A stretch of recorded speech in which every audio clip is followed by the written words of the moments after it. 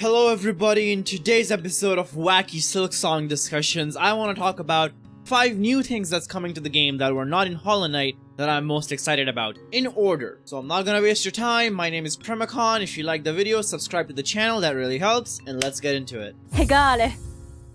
At number 5, there is the healing mechanic in Hollow Knight Silksong. So, healing in Hollow Knight is kind of like healing in the first Dark Souls game. You have to stop and use your Estus flask and you're very vulnerable while you heal. How boss fights work is you need to find opportunities during the boss battle to heal, a byproduct of which is easier and slower boss design. Now I know Hollow Knight is a really tough game, but I feel like Silksong will be tough for different reasons, because in Silksong, you can just press a button and heal with 0 delay, and you don't just heal 1 health, you heal 3. And that's just what they show in the demo and in the trailers, but I'm sure that that ability can be changed using different charms and stuff in the game, where you can either heal more with more time or different speeds, things like that. But what that does to the gameplay is that it makes the game much faster, which means bosses might be more aggressive as they don't need to give you that much time to heal, and you need to decide when to heal and when to go forward. And Hollow Knight already has the soul and silk mechanic baked into the game, where if you're aggressive and you hit the enemy, you get soul/silk back. So that just feeds into the whole Bloodborne-esque loop of Silksong, where you just be aggressive, get silk, press a button, and heal. So being aggressive is actually being defensive. Exactly like Bloodborne. And a little subsection to this point, which a lot of people were talking about on Steam negative reviews that I just read, is that the basic enemies and combat of Hollow Knight can be very boring. Outside the boss battles, outside looking at the lore and looking at the beautiful environments and exploration, the actual enemy designs can be very lackluster, especially at the start of the game. So that's something Team Cherry is addressing as well, and that combined with the faster healing and faster movement speed of Hornet, more acrobatic gameplay. So overall, I'm just really excited for a more speed and style focused gameplay rather than slowness and precision. Garama! Coming in at number 4, baby, something a little more exciting. The fact that Hornet can fucking talk. This is gonna have huge story implications, because I do not believe Silksong's story will be as cryptic and vague as Hollow Knight's. There's obviously still gonna be the massive lore building and world building that's gonna be happening in the background.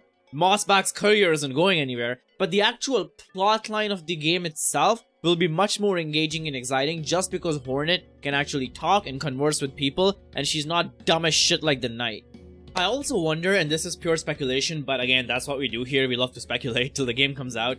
I wonder if we'll get dialogue options in the game, you know? Because Hornet can talk, and it'll be fun. And I'm not saying something like a Bethesda game where they give you a dialogue tree or something. But what I mean is, if an NPC approaches you and they give you a quest line, just the ability to accept it or deny it, and how that may lead differently into the story implications and the gameplay implications later down the game. If something like that is implemented in Silksong, that would be super cool. Because I already know Team Cherry has confirmed that you can make allies in this game by doing Wayfarer quests. But also, imagine if you could make enemies in this game. Optional boss fights where either you could have an NPC be your friend, or you could challenge them as a boss. That would be really cool. And all that comes down to Hornet being a talkative, sassy ass, taking no bullshit from someone, Princess of Hallownest. Edina! That segues very beautifully into number 3, which is quest logs. I am so excited about quest logs. I don't know why, but I feel like Team Cherry will have a very smart way of implementing these quest logs. It solves so many issues for people. And mind you, before you type in the comments that you really miss traditional quests and the way things just happen in the game, that is still happening. Team Cherry has said that they're not removing the random world encounters you get in Hollow Knight. Those are still there. But on top of that, they're adding a quest log system, which gives a lot of players purpose in the game, because one major complaint I've seen over and over again is that full exploration is not for everyone, and a lot of people were like confused on what to do and what the next objective is. So even if the quests themselves aren't something super complex or complicated, they can really help curate someone's experience of the game if they choose to do so. Like, for example, maybe you can find a quest that lets you access a much later game area very early on in the game. Or how about a quest that gives you an item that lets you solve a future conflict differently? Just the fact that you're doing a quest, you know what you're doing, and you know that at the end of it you will get a reward, That's it. In itself is a really rewarding experience because yes, in Hollow Knight you can get rewards by exploration, and I'm sure you can do that in Silksong as well, but you don't really feel rewarded for completing quest lines for characters. Like, yeah, you get a fucking mask shard or whatever, but there are like 50 of them farting around in Hellenist anyway. And you have to do this fucking mind-breaking, mind-numbing task of carrying the delicate flower, and all you get for it is a fucking mask shard. So I feel like Team Cherry could do a lot to refine rewards and make players feel accomplished for going out of their way to complete a quest line. Because there's two sides of this coin, right? There's people who really like quests like Dark Souls and Elden Ring, where there's no quest log, no hand-holding, nothing like that, things just happen in the world. And then there's the fucking Ubisoft bloated as fuck design, where you just check boxes and lists, and it feels like a chore, like you're doing fucking laundry or something while playing the game. But I feel like Silksong has the capability of striking that happy middle ground and pleasing a lot of people in the process. I'm excited to see what kind of quests they add, I'm excited to see what kind of story implications it gets, excited to see the rewards you can get out of it, you know, maybe sequence breaking potential. Possibilities are endless. Get the! Next up, number 2 baby, we got Silksong. That's right, Team Cherry has promised us that they're gonna improve the new Game Plus experience. To a lot of people, one of the most challenging achievements in Hollow Knight is getting the Steel Heart achievement, which is you basically have to 100% the game in Steel Soul mode. Steel Soul mode, as you all know, is a permadeath mode. But other than that, it really doesn't add much to the game. Like, yeah, some NPCs are different, sure, but at the end of the day, it's still the same game, the same boss fights. The fun comes from how you approach the game differently. You have to be much more cautious. You probably know where all the abilities are, so you want to streamline, get all your movement abilities first. Maybe you want to get all your health first. There is strategy to it, but at the same time, there isn't really much going on. And yeah, completing the game 100% while in Steel Soul is also like a cool added bonus or whatever, but I feel like that's not really something super creative. The last time we saw Team Cherry and heard from them directly in that 2019 video, they talked about a mode called Silksong that's going to be replacing Steel Soul, where they said that they want to make it more exciting. They haven't given any more details out about that yet, not that I'm aware of. If I missed any, please let me know in the comments. But all I know about it is that it's going to be much more engaging than just adding a permadeath mode. I'm so excited about it. I really love New Game Plus modes in video games. That's one thing I love about Resident Evil games is the replayability New Game Plus adds, because playing the game for the very first time is just barely scratching the surface of the game. And I really like that about Hollow Knight. I've completed that game so many times.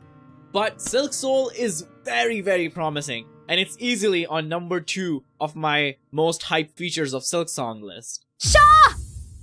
But there is something even cooler coming to Silksong. At number 1, it is crests. My god, when I saw what these things do in the later reveal trailers and the fucking Edge magazine interview, I was fucking mind blown. So in Hollow Knight, you get spells, right? And you have charms, but nothing really changes how you play.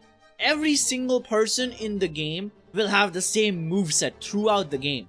You do your dash, you do your fireball, you shoot your spells up or down, you have your crests, sure, but their effects are not really physically too different. There's very few exceptions to that, like Flute Nest, Shape of Un maybe, because you get to crawl around the ground or whatever. But at the end of the day, other than these really few minor exceptions, everyone's experience is kind of the same. But crests bring a whole different level of fucking customizability to the game, which is insane. They change your whole moveset, they change your actual face buttons and what they do. So, like, Hornet can have a thrusting move, Hornet can have this claw attack, and it's all based on what kind of crests you have. And different crests, not only do they change your moveset, they have different charm slots in them, or as you call it, tool slots, which replaces the charm knot system in Hollow Knight. I just feel like A to Z, all in all, this is such an upgrade to the charm and spell system in Hollow Knight. There's no denying it.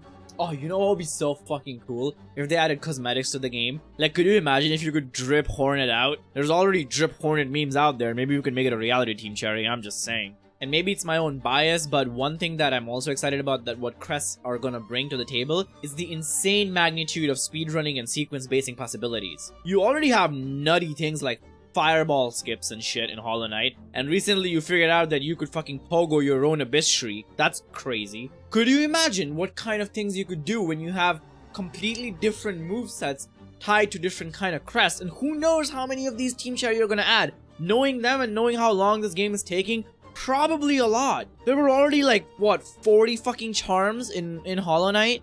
Yeah, I have no doubt there's gonna be a lot of potential with different tools combined with different crests that are gonna bring just a new level of depth to the game. Anyway, these were my top 5 features that I'm really looking forward to in Silksong. I thought I would make this video because I really do firmly believe that the game will be out very soon, and then all these speculation will be pointless. And hey, it's fun to speculate. It's fun to talk about this game because it's one of my biggest anticipated games of all time. I love Hollow Knight. It's fun to discuss it. I want to know what you guys think in the comments below, and I'll see you soon with a new video.